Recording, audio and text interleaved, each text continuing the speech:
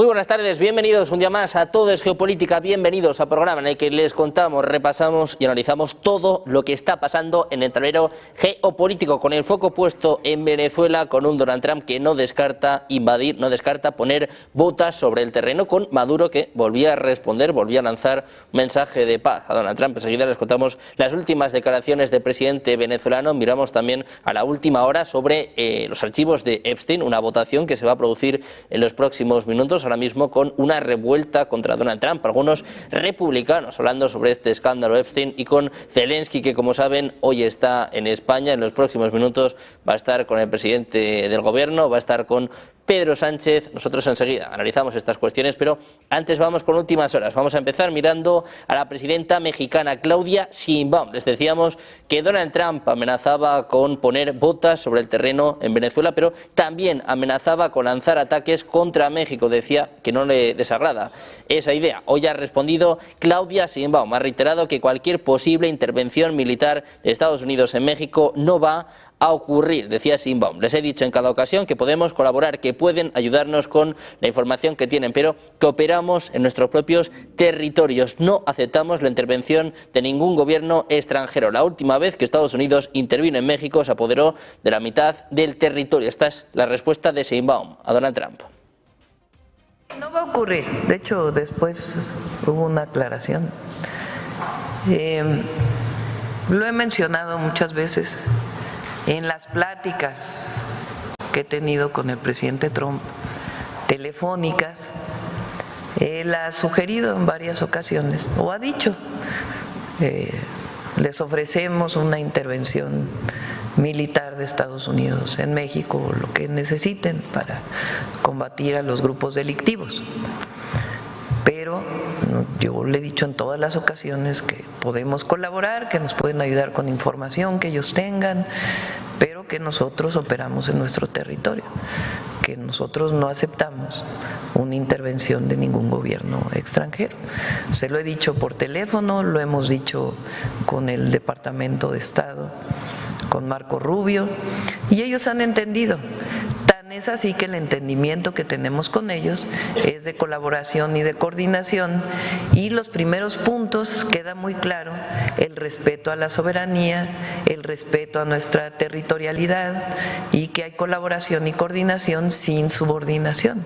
O sea, eso ha quedado muy claro. Después sacaron un comunicado de que a menos que nosotros lo pidiéramos, ellos intervendrían, y nosotros no lo vamos a pedir. Y no lo vamos a pedir porque nosotros no queremos intervenciones de ningún gobierno extranjero. Y hay colaboración y hay coordinación, pero ni hay subordinación ni podemos permitir una intervención. Ya lo dije la última vez que Estados Unidos vino a México, con una intervención se llevó la mitad del territorio. Entonces, no es que no se quiera un apoyo, sí, pero no con tropas extranjeras. Eso es otra cosa. Entonces, y vamos avanzando además. Todo esto después de que el presidente de Estados Unidos, después de que Donald Trump no solo amenazara a México, también apuntaba a Venezuela. No descartaba el despliegue de tropas estadounidenses. Decía Trump: no descarto nada, simplemente tenemos que ocuparnos de Venezuela. Decía a los periodistas que no le agrada a la gente que actualmente está gobernando, y comentaba que Nicolás Maduro ha causado un daño tremendo a su país. Dice que hablará con él en un momento determinado.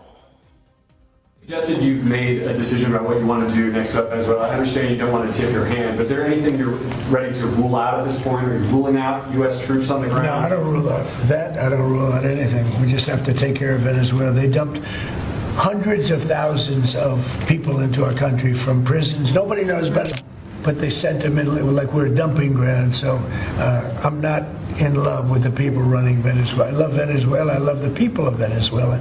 But what they've done to this country, and I really say this, what Biden and the Democrats have done to this country can never, ever be. Mientras tanto, el presidente de Venezuela, Nicolás Maduro, advierte de un bombardeo y masacre al pueblo cristiano. Dice estar listo para un diálogo con Estados Unidos, pero reclama a la comunidad internacional que no permita actos violentos contra su país, aunque no especifica si se refiere a la ofensiva marítima de Estados Unidos en el Caribe. Maduro reitera que su gobierno mantiene abierta la puerta al entendimiento. El que quiera hablar con Venezuela, se hablará.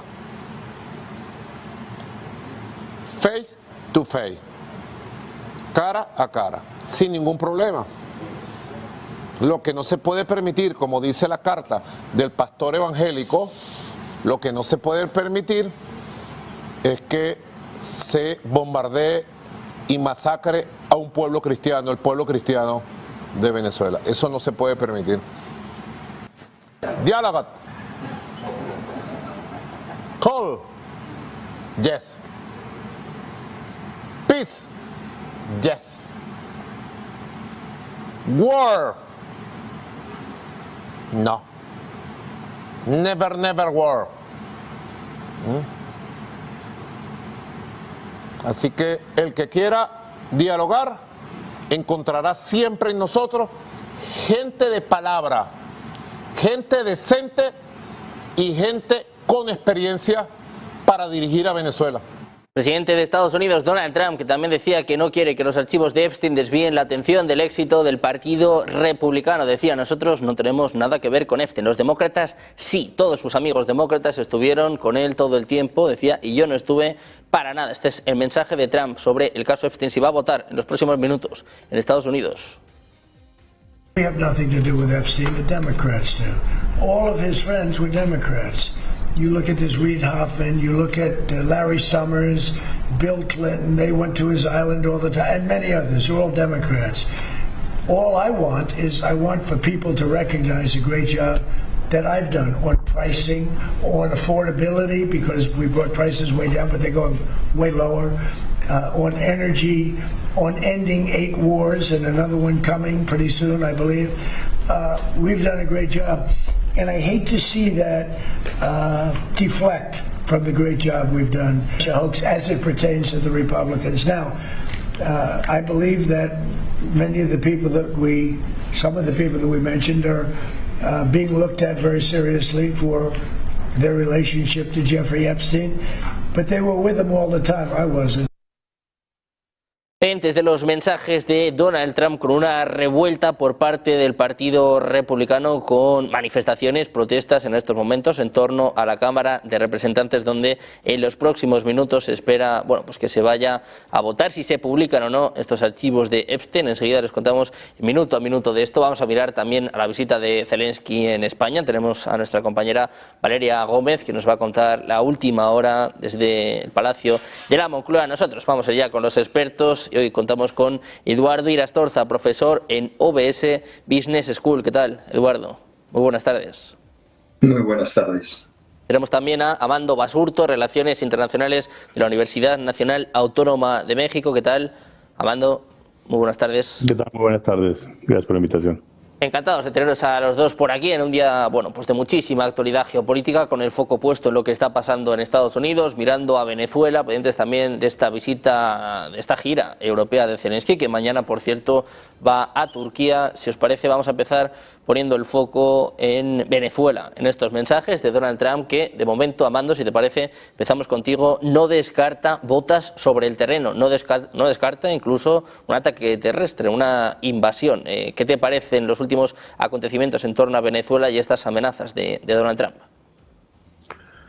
Pues me parece que demuestra la poca claridad que tiene el señor Donald Trump con respecto a qué hace en el caso de Venezuela, porque si estás planteando la posibilidad de mandar tropas al terreno, pues tampoco no necesariamente abres la vía de comunicación con el gobierno de Maduro, porque además es un gobierno que no reconoce el gobierno estadounidense.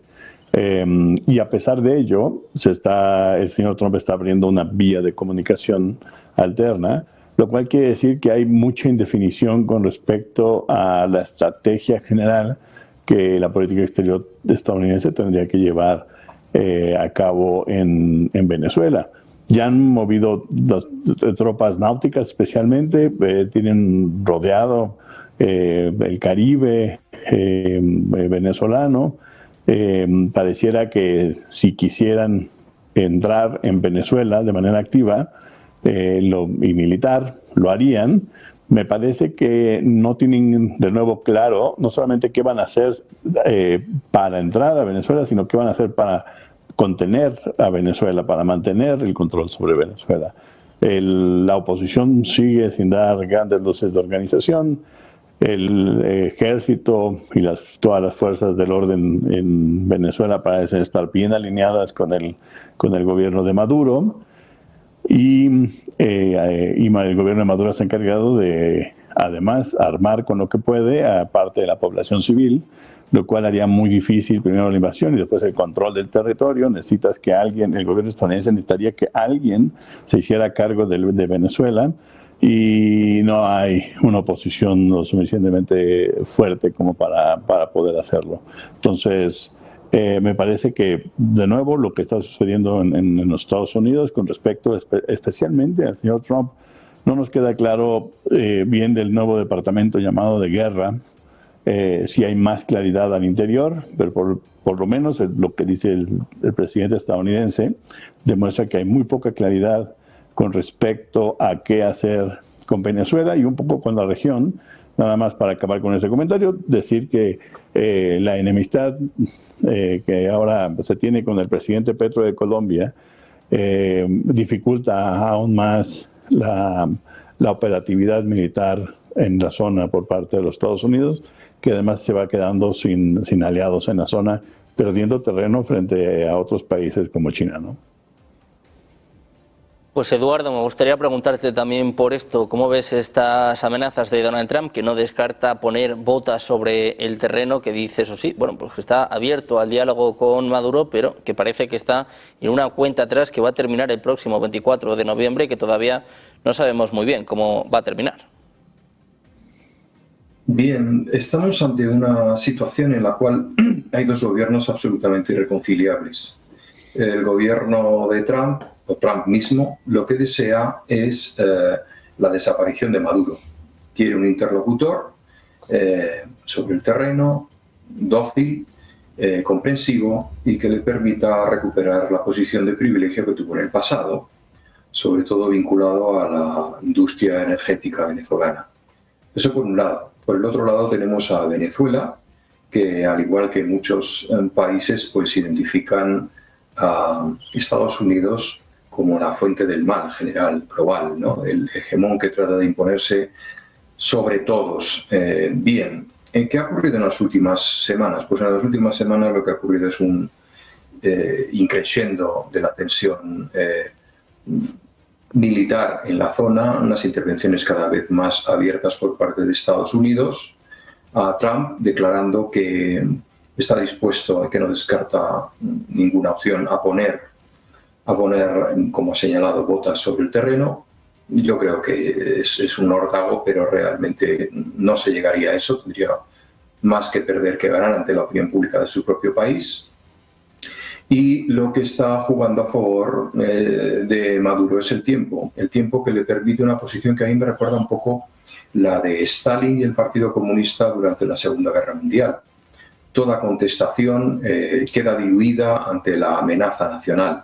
Stalin, cuando empezaron a ir mal las cosas, no hablaba de defender la patria comunista, sino defender la patria rusa. Yo creo que ese va a ser el discurso de Maduro y puede ganar adhesiones con el mismo. Es muy posible. Y luego hay otra variable que yo no descarto, y es que todo este incremento del debate y de las amenazas norteamericanas se corresponden con un intento de poner una cortina de humo ante serios problemas que se le amenazan a Donald Trump, como he señalado, con la publicación de los papeles Epstein, y realmente lo que busca es que la conversación, el relato, vaya en otra dirección y no le salpique a él. Bueno, pues los archivos Epstein, que desde luego también están de actualidad, enseguida vamos a conectarles, vamos a contar la última hora en este sentido. Se espera en los próximos minutos una votación en la Cámara de Representantes. Enseguida vamos a hablar del caso Epstein, pero antes, Amando, me gustaría preguntarte también por la posición de Nicolás Maduro. Hemos escuchado hace apenas unos minutos sus mensajes a Donald Trump, hablando, insistiendo en la paz, en el derecho internacional, mientras se plantean algunas salidas para el presidente venezolano. Se habla ya de un exilio en Rusia, en Turquía, en Cuba. Te quiero preguntar por esto, Amando. ¿Crees que un exilio es una opción para Maduro? ¿Crees que estamos ante la cuenta atrás, que el 24 de noviembre puede ser la fecha límite para el presidente venezolano? Yo considero que todavía no es momento para plantear la posibilidad de un exilio del señor Maduro. Usualmente sucede, digamos, en lo que solemos llamar como dictaduras, cuando comienzan a fallar estas dictaduras. En América Latina ha sucedido en Nicaragua, en la propia Cuba, durante las revoluciones. Cuando se pierde el control del país, hay movilizaciones populares en tu contra, pierdes control otra vez del ejército y de las fuerzas del orden. Entonces hay un debilitamiento. Lo mismo sucedió en Siria, ¿no? Hace poco también. Le sucedió al Shah en Irán. Es decir, ahí tiene que haber un momento de crisis hacia el interior que obligue a quien preside el país a tratar de buscar una salida que es semidiplomática, ¿no? La idea de déjenme huir a algún lado, a pertrecharme, a que me provean seguridad. Pero yo creo que ese no es el caso de Maduro, ¿no? Por más que nos lo quieran vender como un... es decir, por supuesto que es un tipo de lo que llamaríamos contemporáneamente dictadura, pero la gente que vive en Venezuela considera el gobierno de Maduro como un gobierno eficaz que ha resuelto algunas cosas y no ha resuelto otras, en buena medida en el discurso al interior de Venezuela por las presiones desde el exterior. Y entonces Maduro sigue teniendo esta capacidad de vender hacia el interior la idea de esto sigue siendo culpa de los estadounidenses, nos siguen presionando, nos siguen teniendo en la crisis y ahora quieren deshacerse de este gobierno que para ellos es, por supuesto, legítimo, aunque nunca supimos bien cuáles fueron los resultados de esas elecciones. Y entonces por eso me parece que la idea de que Maduro salga nada más de Venezuela me parece muy complicado ahora. Pues Eduardo, esto mismo te quiero preguntar, ¿qué opciones tiene un Nicolás Maduro que también decía que estaba abierto al diálogo? ¿Cómo podría entablarse esta conversación con Donald Trump? Si crees también que a Estados Unidos, que al propio Trump se lo permitiría su base, y estas opciones que hablan ya de un exilio para el presidente venezolano, si crees que podría ser una alternativa o la única viable para Maduro. Yo creo que Trump ha conseguido en sus escenarios de conflicto internacional llegar a un punto en el que la solución pasa por la desaparición de quien ostenta el país, quien ostenta el poder en el país al cual nos referimos, ya sea Venezuela, ya sea Ucrania. O sea, Zelensky exactamente igual es llave para que Trump pues siga con sus ayudas, siga manteniendo un poco las opciones de Ucrania. Yo creo que en el caso de Venezuela, para Trump, Maduro es una figura que debe desaparecer. Lo que se está viendo es que la posición de Maduro no era tan,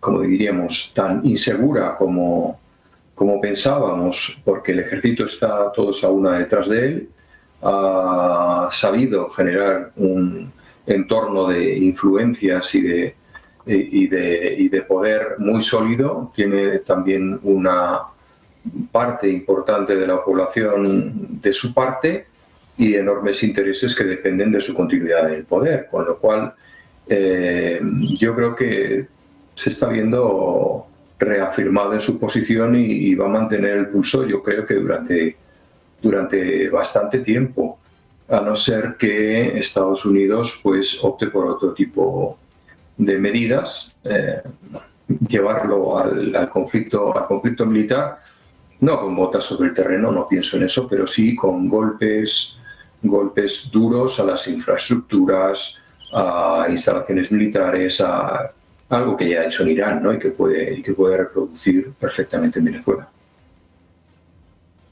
Bueno, pues pendientes de lo que haga y de lo que diga Donald Trump, vamos a poner el foco en lo que va a ser uno de los asuntos más trascendentales del día de hoy, estos archivos Epstein que se van a votar en los próximos minutos. Les adelantamos que está hablando ahora mismo Mike Johnson, el presidente de la Cámara de Representantes, que está diciendo que aprueba la publicación de estos archivos. Este movimiento marca también un giro por parte de Donald Trump. Saben que muchos republicanos se oponían en un principio a esta publicación, a la publicación de estos informes. Ahora Johnson pues sigue un poco la estela de Donald Trump y dice que también respaldaría la petición de esta publicación de los archivos de Epstein. Esta es la señal en directo donde está hablando Mike Johnson. Vamos a escuchar rápidamente al presidente de la Cámara de Representantes.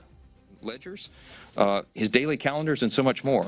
And none of that is even written or included in the discharge petition. So in other words, the Oversight Committee is doing far more than the discharge even anticipates, and the most valuable information thus far has come from the Epstein estate files.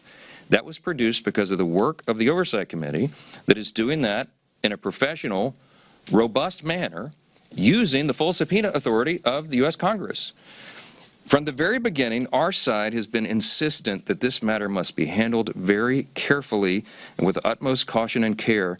Escuchaban precisamente a Mike Johnson hablando sobre estos archivos Epstein. Se espera que la votación reciba el respaldo unánime de los republicanos. Hay cierta disputa, sobre todo con Marjorie Taylor Greene. Saben que pues había voces desafiantes a la figura de Donald Trump que pues están ahora un poco también apartadas del Partido Republicano. Amanda, me gustaría preguntarte por esto. ¿Cómo ves esta publicación, estos archivos Epstein que están sacudiendo, están golpeando a Donald Trump y también sobre todo a su base, ¿no? A este movimiento MAGA que parece que empieza también a agrietarse?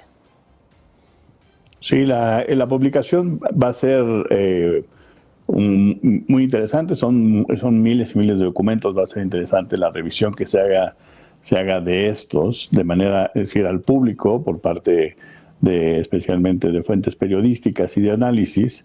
Esto es resultado, me parece, de las elecciones a inicios de este mes. Los resultados desfavorables para el Partido Republicano y para la voz que intenta controlar elecciones desde la presidencia, los ha orillado a tomar varias decisiones. Por ejemplo, reducir ciertos aranceles que se habían impuesto a algunos productos, entre ellos el café, porque ha habido un aumento importante de precios en los Estados Unidos y por fin alguien le dijo al señor Trump, pues sí, pues es que si pones aranceles, pues aumentan los precios al interior. Entonces, viendo que hay un límite en el uso como de herramienta política de los aranceles, el señor Donald Trump ha echado para atrás parte de estos aranceles en los últimos días y me parece que su cambio de posición con respecto a los documentos Epstein es la más reciente muestra de los resultados de la elección. A mí me parece personalmente que el cambio de posición tiene que ver con algo que ya suponíamos algunos, que es que probablemente Donald Trump no aparezca mucho en los documentos. No estamos seguros de qué tanto vaya a ser, ya lo veremos. Y me parece que a quien está cubriendo es en realidad a muchos de los grandes contribuidores en sus campañas políticas. Hay mucha gente que está financieros, corporativos que están metidos probablemente en esas listas, que se van a ver muy afectados. Yo creo que el señor Donald Trump tuvo que hacer llamadas diciendo, los vamos a liberar, lawyer up, como se dice en Estados Unidos, consíganse unos buenos abogados porque no podemos detener esto.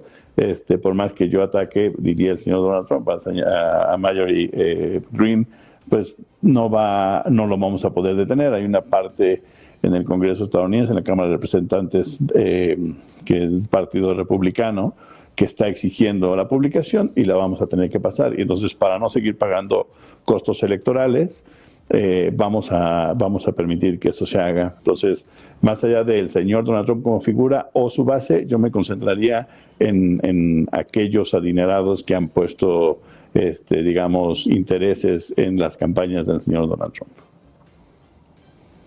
Bueno, pues un Donald Trump que tiene muchísimos frentes abiertos, pero que parece que el que más le preocupa, el que más le atañe y el que más está golpeando sus intereses electorales es el frente interno. Eduardo, te quiero preguntar por esto, ¿no? Estos archivos Epstein que vuelven a poner en la diana a Donald Trump y que, bueno, de alguna forma también dan cuenta de que, igual que Maduro igual tiene una situación más controlada de lo que pensábamos, Trump en Estados Unidos es un poco lo contrario, ¿no? Que tiene una situación menos controlada de lo que creíamos, a pesar de la gran victoria electoral que obtuvo hace menos de un año, ¿no? Es que las cosas van muy rápido en Estados Unidos, Eduardo.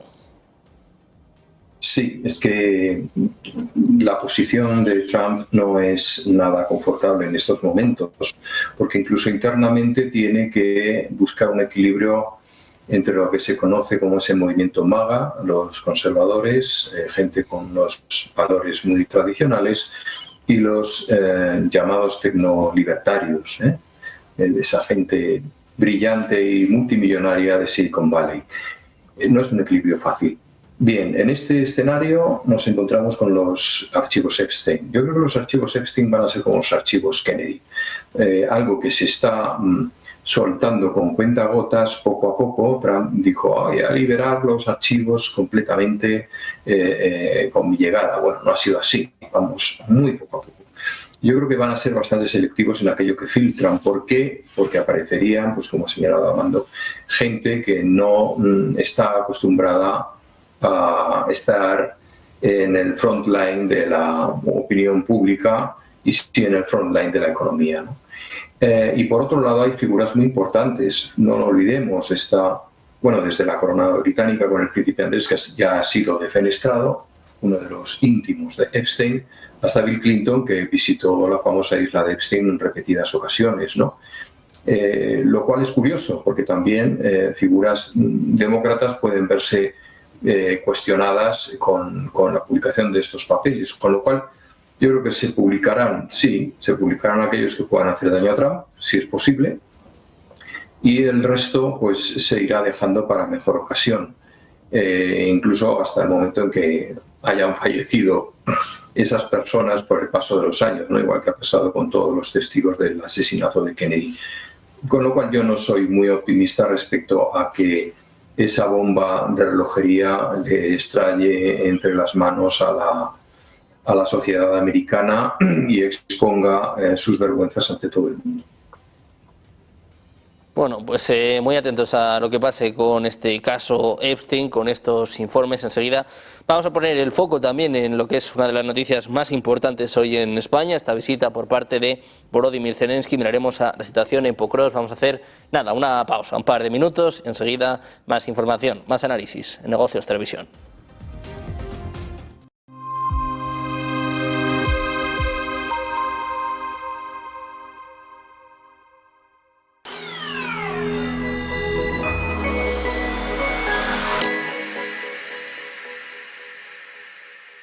No te preocupes demasiado por la vida, que nadie sale vivo de ella.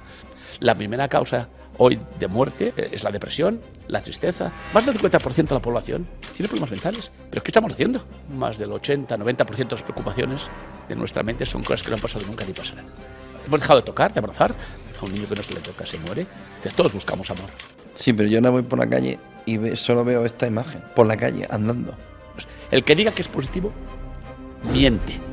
El 82% de la gente es pesimista. Porque tu mente está preparada para sobrevivir, no para vivir. Luego, lo primero que tienes que hacer en la vida es ser realistas con nosotros mismos. La primera característica de la gente que triunfa en la vida es el coeficiente de optimismo. ¿Qué hacemos con los jóvenes?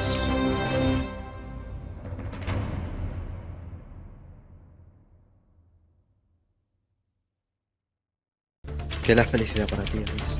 Que era construir una compañía, me llegué a sentar con personas para pedirles dinero sin saber qué les daba yo. Tuve que fracasar 4 veces hasta conseguirlo. 5 veces, 6 veces hasta conseguirlo. Cuando estás arriba del todo con una euforia desmedida, no puedes pensar bien, la racionalidad no te viene porque estás como completamente emborrachado.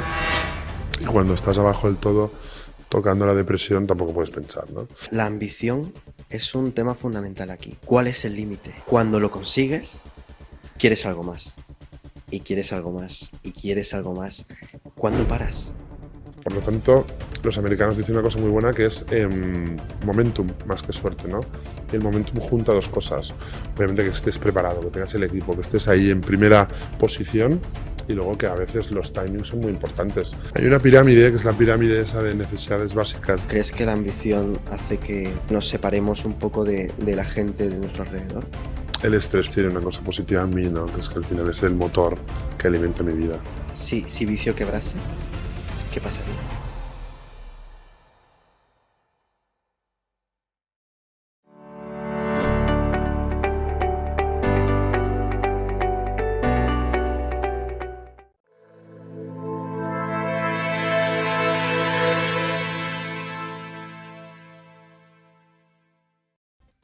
Ya estamos de vuelta en Negocios Televisión, seguimos atentos a las últimas horas, hoy con dificultades técnicas, tecnológicas, saben de esta caída a nivel mundial de Cloudflare, también bueno, de muchas aplicaciones, habla de Spotify, saben que durante todo el día ha habido una caída mundial en X, nosotros vamos a seguir contándoles el minuto a minuto de lo que está pasando en el ámbito geopolítico y vamos a poner el foco ahora en lo que es una de las noticias del día de hoy, en España. El presidente ucraniano Volodymyr Zelensky, acusado, acuciado y acorralado por estos casos de megacorrupción en Ucrania, hoy visita nuestro país, ya se ha reunido con el rey Felipe VI, se le espera en los próximos minutos en la Moncloa. Enseguida vamos a darles cuenta de lo que está pasando allí con nuestra compañera Valeria Gómez, pero antes vamos a analizar bueno, pues lo que está sucediendo en Ucrania. Amanda, me gustaría preguntarte también por esto, si es el momento más complicado para Zelensky, ¿no? Hablaba yo de estos casos de megacorrupción, sabemos que bueno, Trump también empieza a distanciarse de Ucrania, sabemos cómo está la situación, sobre todo en el frente, con Pokrovsk, con Kupiansk, con Zaporilla. La pregunta es clara, Amando, ¿es el momento más difícil de Zelensky en su cargo? Sí y no, es que me parece que por eso es muy interesante ver lo que está sucediendo el día de ayer y el día de hoy, ¿no? Hoy está pidiéndole cooperación al gobierno español porque ha decidido moverse de manera más intensa, de manera individual con los gobiernos. Sería, pues, me va a ser muy interesante escuchar lo que tiene que decir, pero después de que no es un acuerdo ni un tratado, sino una carta de intención, la que firmó el gobierno francés, me parece que es un vericueto en el que se ha metido un poco, o ha metido tal vez Francia al resto de Europa, porque en este ímpetu que muy recurrente de los franceses de querer liderar la diplomacia europea, hacen un albazo, me parece, en este sentido de decir, como usualmente dicen, no voy a esperar al resto, no se pusieron de acuerdo, yo voy a firmar este acuerdo o esta carta de intención con el gobierno ucraniano de que le voy a entregar algunas naves, aeronaves militares y cierta capacidad para tratar de controlar su espacio aéreo. Me parece que es un asunto de empujar al resto de los gobiernos europeos a participar de manera más seria, siguiendo su liderazgo, por supuesto. El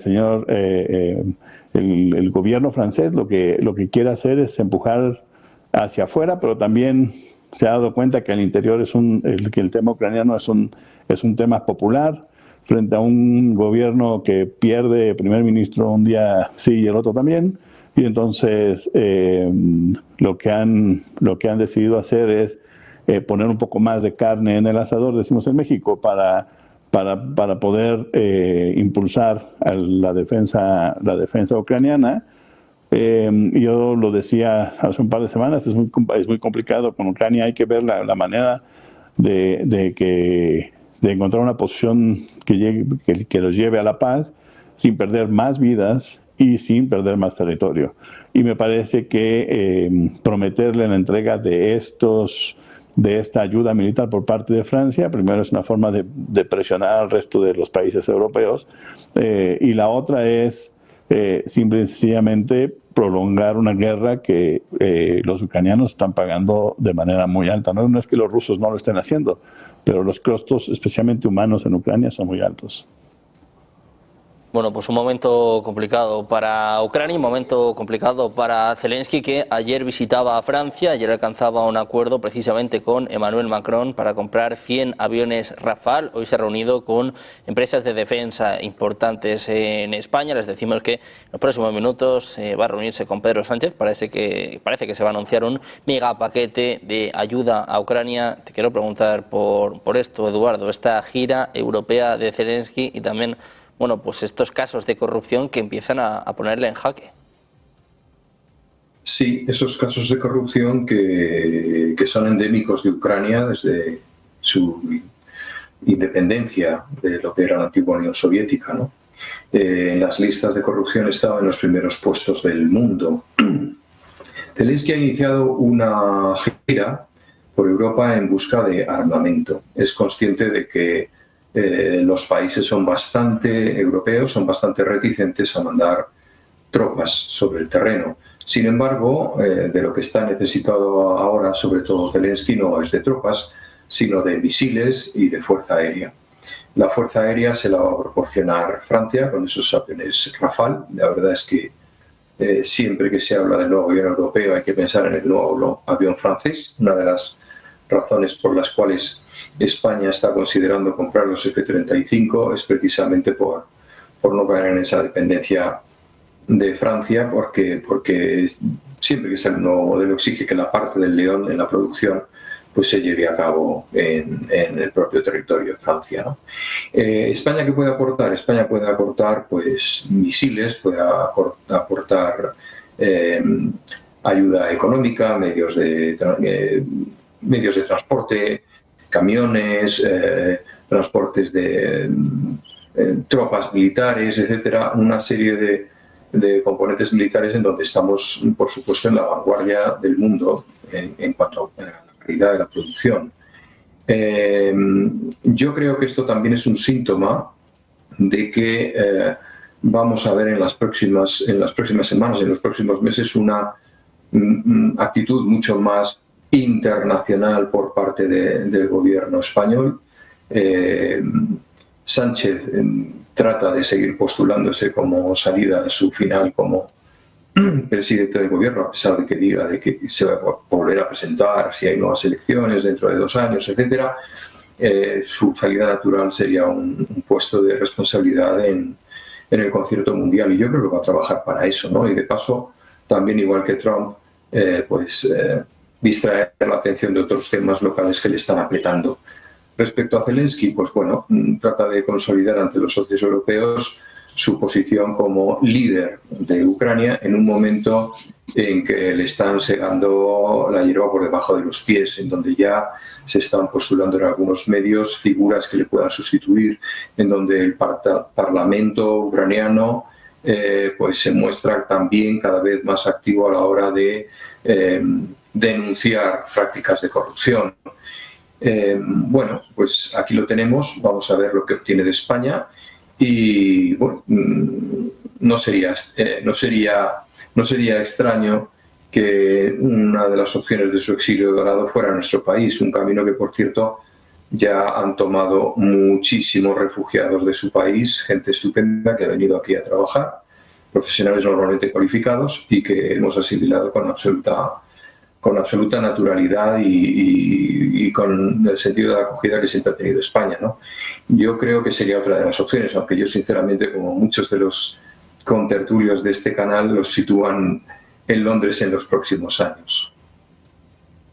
Bueno, pues pendientes de los destinos de Zelensky, pendientes bueno, de esta reunión que va a tener lugar en la Moncloa, les iremos contando minuto a minuto. Antes me gustaría preguntaros también por cómo está la situación en el frente. Os quiero preguntar por Pokrovsk, Kupiansk, Zaporilla, Jersón, algunos hablando ya de que en 1 año o 2 las tropas rusas podrían incluso llegar a Dnipro.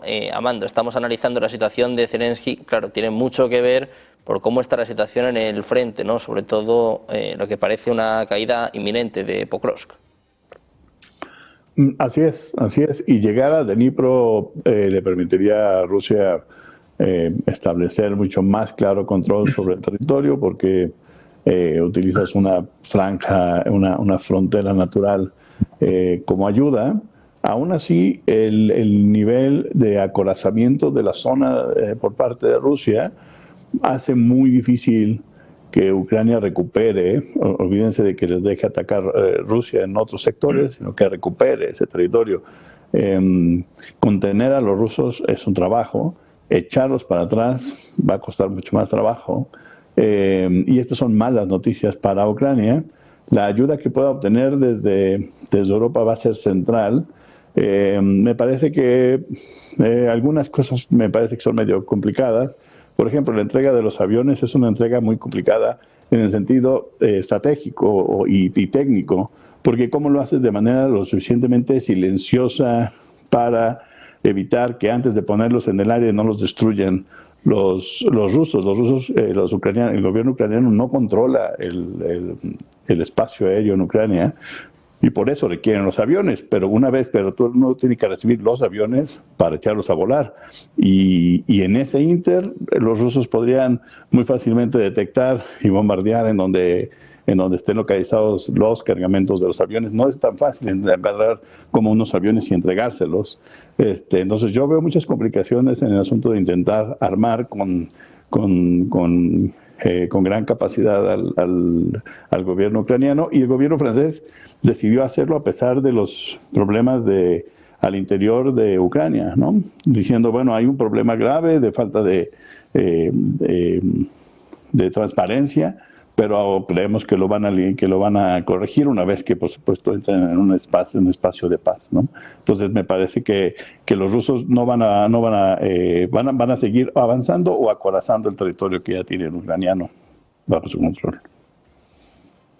Muy atentos al frente ucraniano. Eduardo, quiero saber también tu opinión sobre esto, sobre cómo está la situación en Pokrovsk, en Kupiansk, incluso, bueno, informes de medios británicos, que, vamos, no son para nada afines a Rusia, que hablan de lo que podría pasar si incluso llegaran a Dnipro, ¿no? O sea, vienen a dar cuenta de que la situación en el frente es crítica para Ucrania.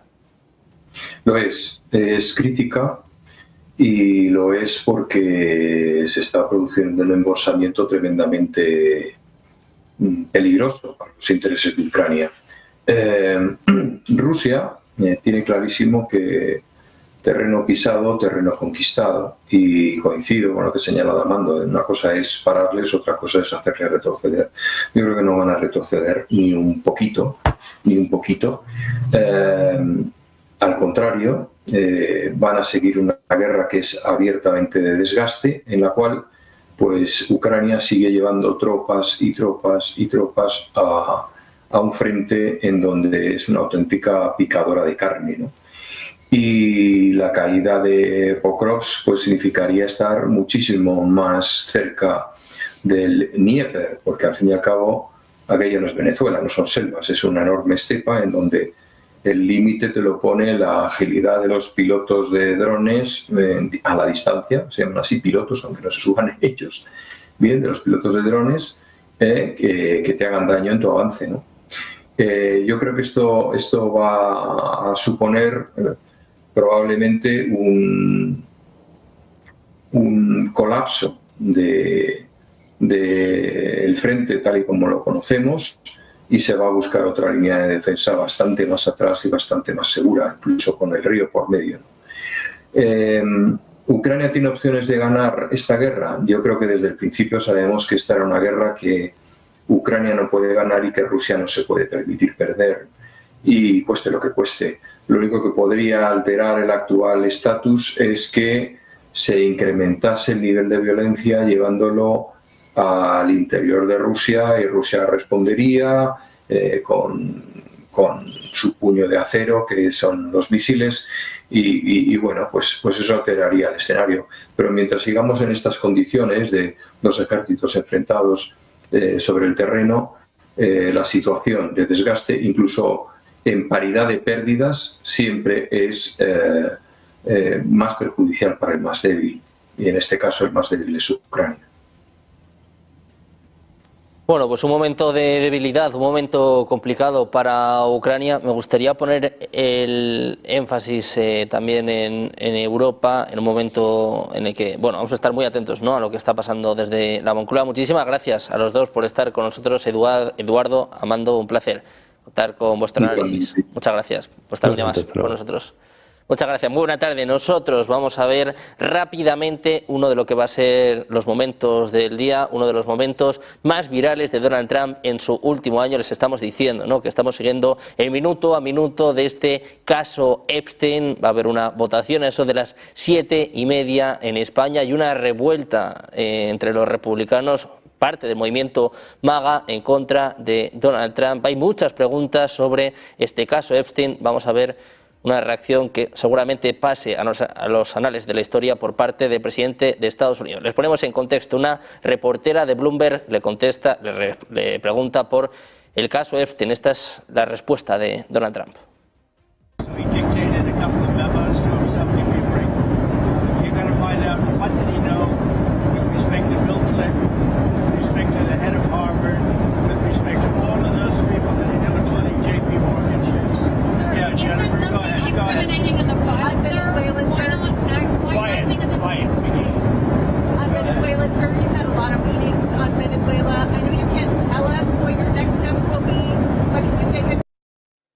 Declaraciones por parte del presidente estadounidense, un Donald Trump que llamaba cerda literalmente a una periodista por parte de la agencia Bloomberg. Vamos a ver de nuevo este momento que, como decimos, puede pasar a los anales de la historia. El presidente de Estados Unidos califica de esta forma a una reportera de la agencia Bloomberg.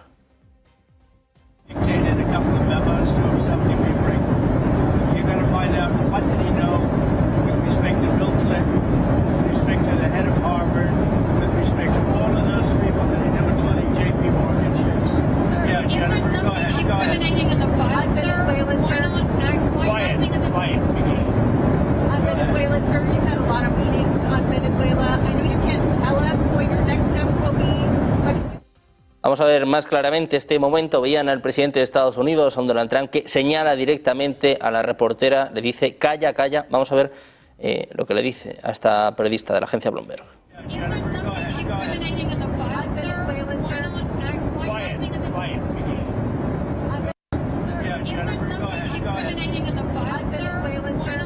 Momento histórico por parte de Donald Trump, el presidente estadounidense respondiendo de esta forma a las preguntas en torno al caso Epstein en un momento, bueno, pues como ven, de máxima tensión para el presidente de Estados Unidos, con muchos frentes abiertos, con una votación que va a ser clave a eso de las 7:30 en España. Esta votación de la Cámara de Representantes y este Quiet Piggy es tendencia en Estados Unidos. En España, algo así como calla cerdas, lo que le ha dicho a una reportera de la agencia Bloomberg, en concreto a Jennifer Jacobs, cuando ésta le preguntaba sobre los correos electrónicos de Jeffrey Epstein publicados recientemente. Una respuesta del presidente de Estados Unidos a la reportera que ocurrió, como veían, en una rueda de prensa a bordo del Air Force One. Muy pendientes de este momento viral por parte de Donald Trump. Vamos a escuchar, por cierto, también en los próximos minutos al presidente de Estados Unidos junto al príncipe heredero de Arabia Saudita. Vamos a poner el foco en otra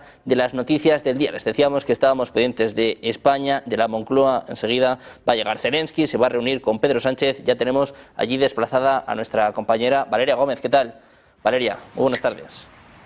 Buenas tardes, Sergio. Así es, desde el Palacio de la Zarzuela nos hemos desplazado aquí a la Moncloa porque después de esa reunión que ha tenido el presidente ucraniano, Volodymyr Zelensky, con el rey Felipe VI, donde se ha reiterado ese compromiso de ayuda de España con Ucrania. Antes ha pasado por ese Congreso de los Diputados. Esta mañana le veíamos reunido también con Valentina Armengol y que, por cierto, como bien has indicado, va a tener presencia en la comparecencia y esa rueda de prensa. Durante de la tarde se espera que comience esa rueda de prensa, la que, por cierto, van a ser, es un encuentro clave en el que se van a tratar tres grandes asuntos, Sergio. En primer lugar, la continuidad del apoyo militar español, especialmente sobre esos sistemas de defensa antiaérea y sobre el equipo crítico. En segundo lugar, van a tratar también ese refuerzo de la ayuda humanitaria y de esa protección de las infraestructuras civiles ucranianas, en un momento en el que, ya saben, están siendo muy golpeadas por esos ataques rusos durante estos últimos meses. Y en tercer lugar, hablarán sobre todo sobre esa cooperación